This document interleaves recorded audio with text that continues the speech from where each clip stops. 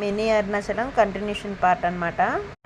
అరుణాచలం అనగానే మనకి తిరుమల గుర్తొస్తుంది కదా, కానీ అదే అనుభవం మన భద్రాచలం దగ్గరలో కూడా దొరుకుతుంది.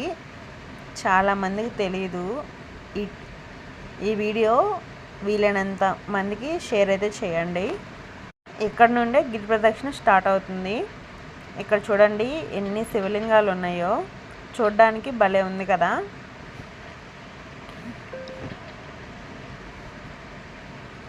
ఇక్కడ శివలింగాలపై పసుపు కుంకుమ బియ్యం వేయరాదని అక్కడక్కడ పోస్టర్స్ అయితే పెట్టారు. ఈ శివలింగాలను చూస్తుంటే నాకు చూస్తూ ఉండిపోవాలనిపించింది. ఇంకా ఇంట్రెస్టింగ్ ఏంటంటే మధ్య మధ్యలో మనకి ఇలా అష్టలింగాలు అయితే కనిపిస్తాయి. ఈ అష్టలింగాలకి చాలా ప్రత్యేకమైన ఇంపార్టెన్స్ ఉంది. ప్రతి లింగం ఒక దిక్కుని రిప్రజెంట్